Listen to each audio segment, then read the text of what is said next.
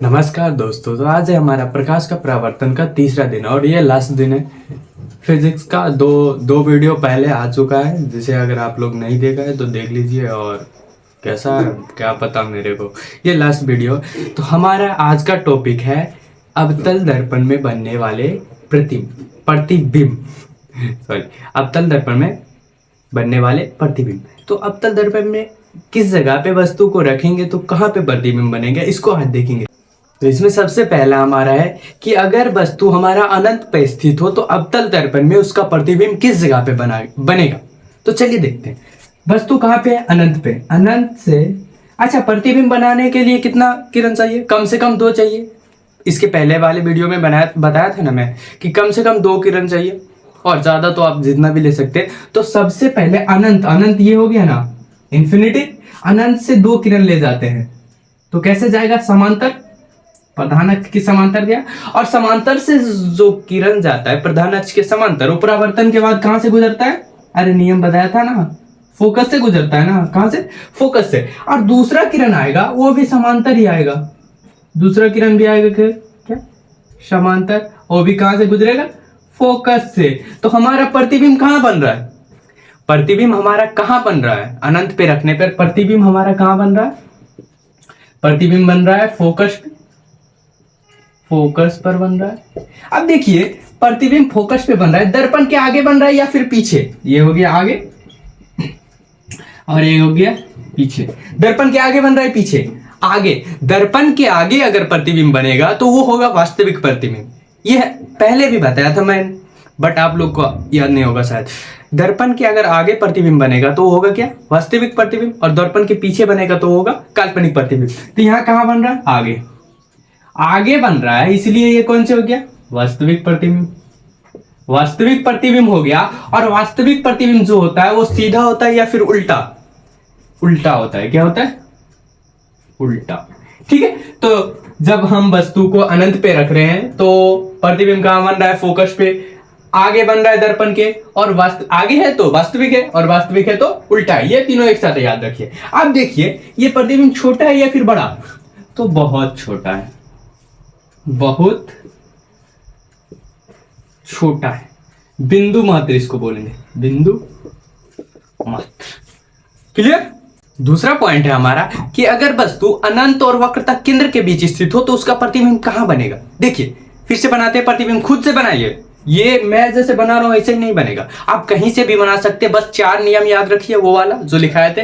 और 4 नियम याद रखिए और 2 गो प्रकाश किरण गुजारिए, जहां कटेगा वहीं पे प्रतिबिंब बनेगा। देखिए, ये हो गया वक्रता केंद्र, सी हुआ ना वक्रता केंद्र, और इधर हो गया अनंत। इसके बीच कहीं पे भी वस्तु रख दीजिए। मानिए ये वस्तु खड़ा कर दिया, ठीक है। अब एक प्रकाश किरण तो हमेशा समांतर जाएगा, एक जाएगा समांतर, और कहां से गुजरेगा? फोकस से।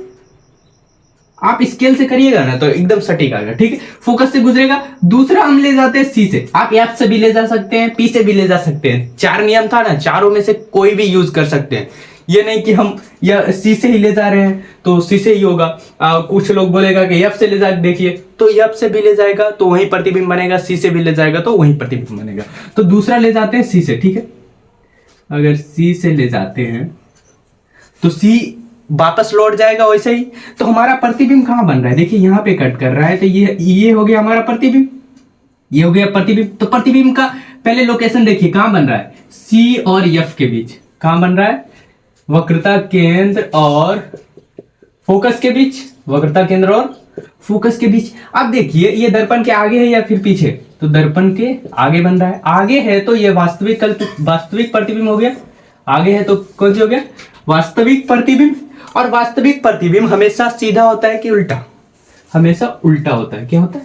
उल्टा होता है। अब देखते हैं साइज। साइज कैसा है? ये हो गया हमारा बिंब और ये हो गया प्रतिबिंब। तो इससे छोटा या फिर बड़ा? तो इससे छोटा है। क्या है? इससे छोटा है। तो दोस्तों, हमारा तीसरा पॉइंट है कि अगर वस्तु वक्रता केंद्र पर स्थित हो। इससे पहले वाले वीडियो में माइक लगा हुआ ही नहीं था, भूल गए थे, आवाज़ थोड़ा सा गड़बड़ है, बट ठीक है। ऐसे करके मेरा बहुत वीडियो अभी इसका वीडियो पहले रिकॉर्ड किया था मैंने, और मैंने वीडियो स्टार्ट करना ही भूल गया। ये पूरा मैंने पढ़ा चुका था, मैं पढ़ा दिया था, बट वीडियो स्टार्ट करना भूल गया। तो लो, अभी फिर से मेरे को करना पड़ा, कोई दिक्कत नहीं। देखिए अभी माइक यूज में है। तो देखते हैं तीसरा पॉइंट कि अगर वस्तु है कहाँ पे, वक्रता केंद्र पे, तो वक्रता केंद्र पे रखते वस्तु को। अब आप लोग को तो इतना आइडिया होगा, पहला किरण कहाँ से ले जाएंगे, समांतर ले जाएंगे, कहाँ से गुजरेगा, फोकस से। आप लोग स्केल से करिएगा, मेरा थोड़ा सा इधर उधर हो जाएगा। दूसरा कहाँ से ले जाएं, फोकस से ले जाते हैं, फोकस से ले जाएंगे तो इसका समांतर गुजरेगा, प्रधान अक्ष के समांतर, और यहाँ बन गया फिगर, ये बन गया फिगर। कहाँ पे बना फिगर, देखिए इसका लोकेशन देखिए, लोकेशन कहाँ पे बना, वक्रता केंद्र पे, वक्रता केंद्र पे, सी पे बना फिगर। फिगर दर्पण के आगे है पीछे, आगे है तो वास्तविक है या फिर काल्पनिक, वास्तविक है। इतना तो आप लोग को आइडिया हो गया। और वास्तविक रहता है तो सीधा रहता है कि उल्टा, वास्तविक रहता है तो सीधा रहता है कि उल्टा, उल्टा रहता है। कैसे रहता है, उल्टा रहता है। अब साइज देखिए, साइज ये समान साइज का है, समान आकार, हाँ समान आकार का है, एकदम बराबर है, मतलब बराबर है।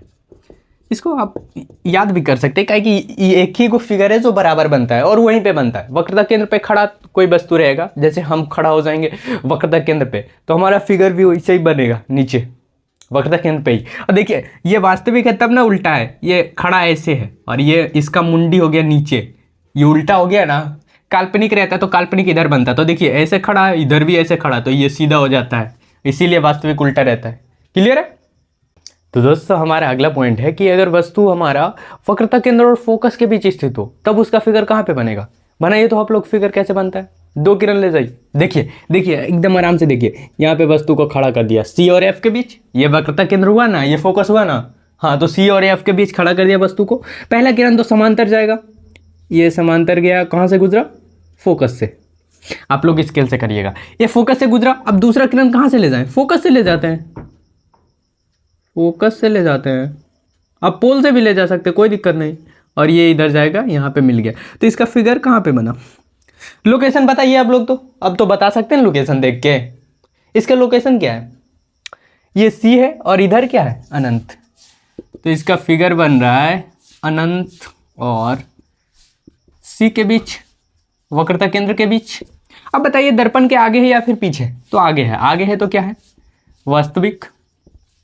और देखिए ये वस्तु हो गया और ये प्रतिबिंब, उल्टा है या फिर सीधा, वास्तविक रहता है तो हमेशा उल्टा रहता है, हमेशा उल्टा। साइज बताइए तो इससे बड़ा है या फिर छोटा, तो बड़ा है। क्या है, बड़ा है। देखिए ना ये हो गया बिंब यानी कि वस्तु, और ये उसका प्रतिबिंब, इससे बड़ा है ना, तो हो गया कौन सी, बड़ा। क्लियर। तो दोस्तों अगला पॉइंट है हमारा कि अगर वस्तु फोकस पे स्थित हो, आप लोग ध्यान दीजिए, सबसे पहला पॉइंट था कि अनंत पे स्थित है तो उसका प्रतिबिंब फोकस पे बन रहा है ना। अभी इसका उल्टा होगा, जब वस्तु फोकस पे ही रहे। देखिए वस्तु को बनाए फोकस पे वस्तु बनाइए एक, ठीक है। पहला किरण जाएगा क्या, समांतर, और कहाँ से गुजरेगा, फोकस से। कहाँ से गुजरेगा, फोकस से। याद है ना वो पीछे वाला, मैंने लिखाया था ये सब।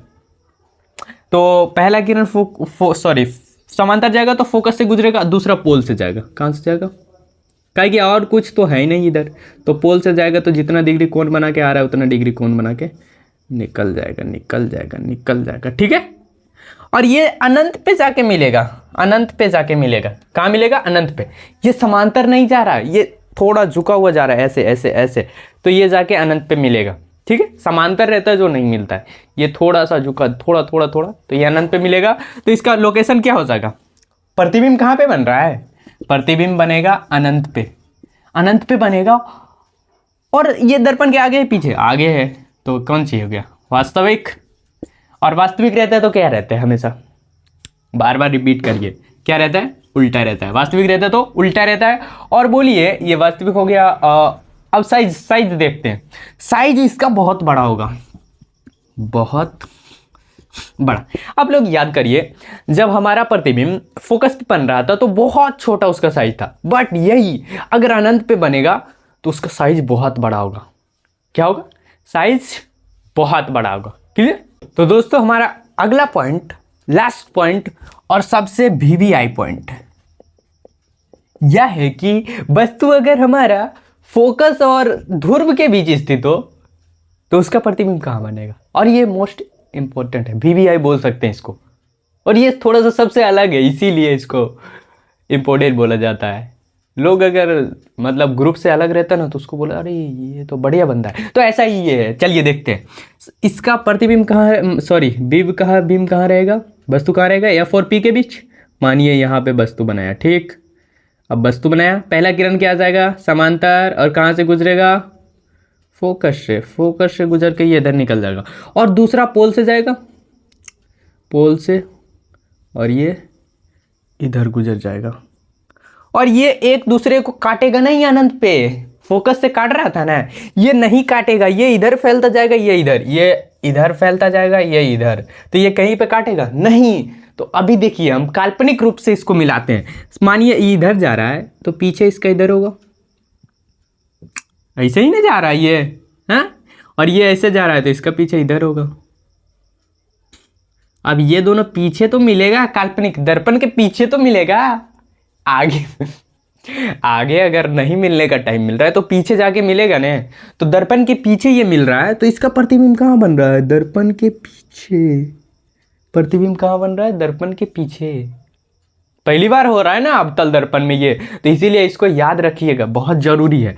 तो देखिए इसका पहले स्थिति बताइए, यानी लोकेशन बताइए। लोकेशन क्या है, दर्पण के पीछे, दर्पण के पीछे, और पीछे है तो कौन सा, काल्पनिक की वास्तविक, काल्पनिक। पीछे कौन बनता है, काल्पनिक प्रतिबिंब, और काल्पनिक रहता है तो सीधा की उल्टा। देखिए तो वस्तु ऐसी खड़ा है और ये भी ऐसी खड़ा है तो सीधा है, क्या है, सीधा। काल्पनिक प्रतिबिंब हमेशा सीधा रहता है और वास्तविक प्रतिबिंब हमेशा उल्टा रहता है, सीधा है, ठीक है।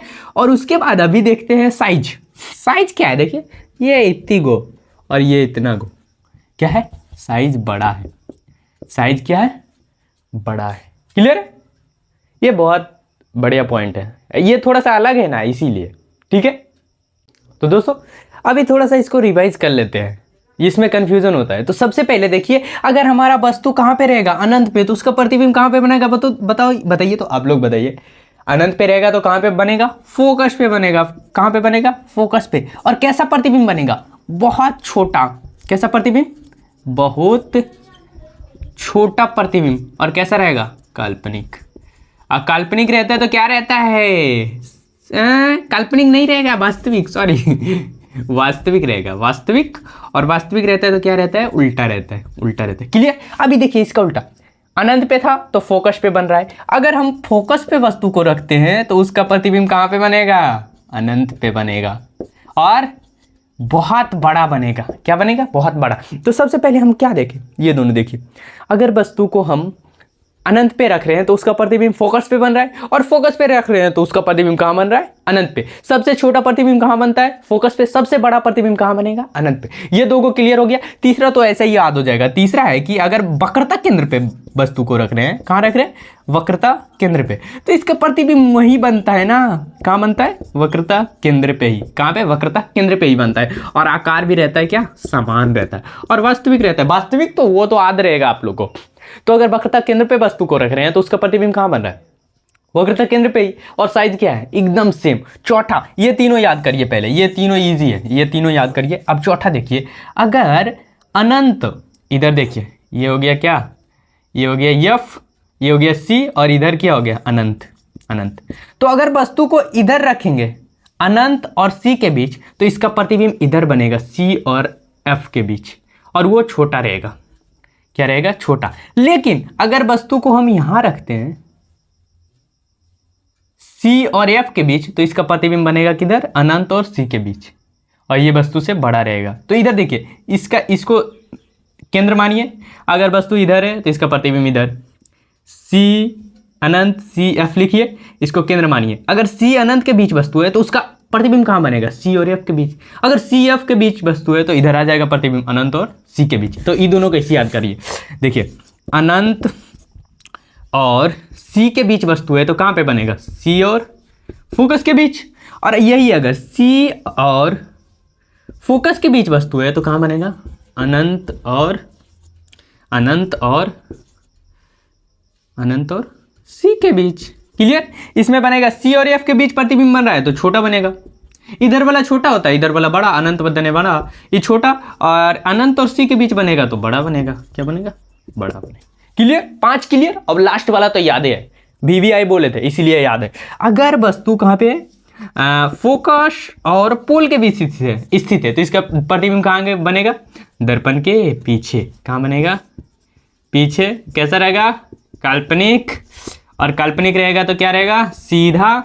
सीधा रहेगा और ये वस्तु से बड़ा होता है। क्या होता है? वस्तु से बड़ा होता है। क्लियर? तो दोस्तों अगला पॉइंट हम उत्तल दर्पण में प्रतिबिंब का बनना देखेंगे। अब तल दर्पण देख लिया, अब उत्तल दर्पण गुस्सा हो जाएगा ना ऐसे में तो उत्तल दर्पण का भी देख लेते। 2 ही पॉइंट है, बहुत ईजी है। पहले उत्तल दर्पण का फिगर कैसे बनता है देखिए। इधर हो गया परावर्तक सतह, ये उभरा हुआ है ना, बोले था ना उभरा हुआ मतलब उत्तल दर्पण। इसका परावर्तक सतह उभरा हुआ है तो इधर ही ना प्रतिबिंब रहेगा। तो एक प्रतिबिंब तो अनंत पे रहेगा और दूसरा रहेगा अनंत और ध्रुव के बीच, तो 2 ही बनेगा।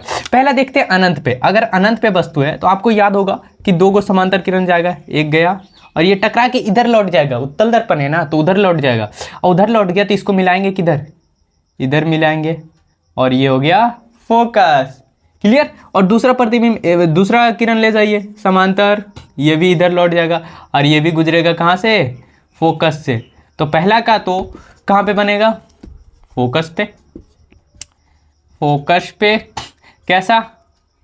कैसा? दर्पण के पीछे है ना, ये आगे हो गया, ये पीछे, ये हो गया आगे और ये पीछे। तो पीछे है, पीछे है तो कैसा? काल्पनिक। काल्पनिक और बहुत छोटा है। साइज क्या है? बहुत छोटा। बहुत छोटा। तो 2 ही एक क्रम पॉइंट है। एगो तो अगर उत्तल दर्पण में भी अवतल दर्पण में भी अगर अनंत पे वस्तु रख रहे थे उसका प्रतिबिंब फोकस पे बन रहा था। यहाँ भी उत्तल दर्पण में भी अगर वस्तु अनंत पे है तो उसका प्रतिबिंब कहाँ पे बनेगा? फोकस पे बनेगा। कहाँ पे बनेगा? फोकस पे। और बहुत छोटा रहेगा और काल्पनिक। इसमें सिर्फ काल्पनिक प्रतिबिंब बनेगा, वास्तविक प्रतिबिंब इसमें नहीं बनेगा। ठीक है? और दूसरा पॉइंट है कि अगर वस्तु अनंत और ध्रुव के बीच स्थित हो तो कहीं पे रख देते। ये हो गया ध्रुव और ये हो गया अनंत, तो यहाँ पे वस्तु रखते। पहला जाएगा कहाँ से? समांतर गया, इधर घुर गया तो ये फोकस से निकल जाएगा। और दूसरा कहाँ से ले जाते हैं? दूसरा पोल से ले जाते हैं। पोल है ना इधर, ध्रुव से ले जाते हैं तो ये इधर निकलेगा। बट इसको मिलाएंगे तो किधर जाएगा? इधर। तो इसका प्रतिबिंब कहाँ पे बन रहा है? यहाँ। कहाँ? दर्पण के पीछे। पीछे बन रहा है, पीछे बन रहा है दर्पण के पीछे। P और F के बीच, P और F के बीच, P और F के बीच। और साइज बोले तो साइज क्या है? छोटा है। साइज क्या है? छोटा। साइज क्या है? छोटा। क्लियर है? ये 2 ही पॉइंट है, इसका इजी है बहुत। तो दोस्तों अब देखते हैं अवतल दर्पण और उत्तल दर्पण का उपयोग कहाँ यूज करते हैं इसे। तो पहला अवतल दर्पण का उपयोग देखते हैं। दाढ़ी बनाने वाला जो दर्पण होता है वो कैसा होता है? अवतल दर्पण होता है। अब अवतल दर्पण क्यों होता है ये भी तो पूछ सकता है, क्यों होता है? क्योंकि दाढ़ी बनाने वाले दर्पण में सीधा प्रतिबिंब चाहिए और बड़ा चाहिए। सीधा मतलब क्या? काल्पनिक या फिर वास्तविक? बताइए तो। सीधा मतलब क्या? काल्पनिक प्रतिबिंब। काल्पनिक प्रतिबिंब। अब याद करिए काल्पनिक प्रतिबिंब किस में बनता है? अवतल और उत्तल दोनों में बनता है। बट उत्तल में तो सब छोटा प्रतिबिंब बनता है और इसको चाहिए क्या? बड़ा। अगर दाढ़ी बनाने जाए और उत्तल दर्पण का यूज करे तो ये जो हमारा दिख रहा है ये और छोटा दिखेगा। तो उसको दिखेगा कैसे? वो बाल काटेगा कैसे? दाढ़ी बनाएगा कैसे? तो उसको चाहिए बड़ा प्रतिबिंब। बड़ा प्रतिबिंब कहाँ बनता है बताइए तो? अवतल दर्पण के 5वें पॉइंट में बताया था ना, कैसा बन रहा था? सीधा बन रहा था, काल्पनिक बन रहा था और बड़ा बन रहा था। इसीलिए दाढ़ी बनाने में किसका यूज करते हैं? अवतल दर्पण का। दूसरा पॉइंट है हेडलाइट में। हेडलाइट गाड़ी का, टॉर्च का, इस सब में किसका यूज होता है? अवतल दर्पण का। काहे कि एक जगह तर सब लाइट को फोकस करता है, एक जगह तर जमा करता है, तब ना एकदम फोकस से मारतो कि एकदम छितरा देता है बल्ब जैसा, नहीं ना, एक जगह फोकस कर रहा है, इसीलिए हेडलाइट में यूज होता है अवतल दर्पण का। और तीसरा है चिकित्सा में। चिकित्सा में आँख, कान, मुंह के अंदर देखने में एक लेंस लिया रहता है, उससे ऐसे देखते हैं। वो लाइट को क्या करता है? एक जगह पे केंद्रित करके अंदर दिखाता है तो क्लीन दिखता है। तो एक जगह जमा करने का काम किसका है? अवतल दर्पण का। और फैलाने का काम किसका है? उत्तल दर्पण का। ठीक है? और सौर कुकर में भी यही होता है। सब लाइट को, सूर्य के सब लाइट को परावर्तक करके एक जगह पे जमा करता है, जिससे क्या होता है? खाना बन जाएगा हमारा। अब देखते हैं उत्तल दर्पण का उपयोग साइड मिरर में किया जाता है, एकदम VVI। कहाँ किया जाता है? साइड मिरर में। आप लोग ध्यान दीजिए, साइड मिरर में हमको कैसा प्रतिबिंब चाहिए? सीधा रहना चाहिए, सीधा रहना चाहिए और छोटा होना चाहिए, क्या कि बड़ा होगा तो एक ही गाड़ी उसमें दिखेगा। ऐसे हम अगर खड़ा हो गए साइड में तो हमारा मुंह ये दिखेगा और पीछे दिखवे नहीं करेगा। तो छोटा भी चाहिए और सीधा भी चाहिए। अब बताइए, अवतल दर्पण में छोटा प्रतिबिंब बनता है? काल्पनिक में छोटा नहीं ना बनता है, तो यूज करेगा किसका? उत्तल दर्पण का। उत्तल दर्पण में सीधा बनता है, काल्पनिक बनता है और छोटा भी बनता है। इसीलिए साइड मिरर में किसका यूज किया जाता है? उत्तल दर्पण का। और दूसरा, सड़क लाइट में आप देखेंगे ना, रोड के किनारे एक लाइट लगा रहता है, ऐसा लाइट, ठीक है। अब ये देखिए, ये प्रकाश को एक जगह पे फोकस कर रहा है? नहीं, क्या कर रहा है? फैला रहा है, चारों साइड फैला रहा है। तो फैलाने का काम कौन करता है? उत्तल दर्पण। तो साइड मिरर और स्ट्रीट लाइट यानी रोड लाइट में किसका यूज किया जाता है? उत्तल दर्पण का। क्लियर? तो दोस्तों अगला पॉइंट है हमारा चिन्ह परिपाटी। ये दिया रहता है बट ये मतलब मायने नहीं रखता। आप लोग ग्राफ पढ़े होंगे, देखिए ग्राफ इजी, ये होता है ना, ये बाई एक्सिस, अरे ग्राफ ये होता है ना, ये एक्स हो गया, एक्स डैश बाई और बाई डैश, तो वही, और ये हो गया पोल, ठीक है। तो इधर वाला दूरी क्या होता है? प्लस, और ये ऊपर ये भी प्लस, ये नीचे माइनस और ये इधर माइनस। तो वही बोल रहा है, अगर हमारा पोल से इधर है तो वो क्या है? प्लस, पोल से ऊपर है तो क्या है? प्लस, पोल से लेफ्ट साइड है तो माइनस और ये माइनस। ये तो पहले से पता है। अब समझिए क्या होता है। अगर पोल से फोकस यहाँ पे है तो ये हो गया हमारा फोकस दूरी, ये हो गया छोटी एफ फोकस दूरी, बताए थे ना, ध्रुव और फोकस के बीच के दूरी को फोकस दूरी कहते हैं। तो यहाँ पूछेगा फोकस दूरी हमारा धनात्मक है कि ऋणात्मक? तो क्या हो जाएगा?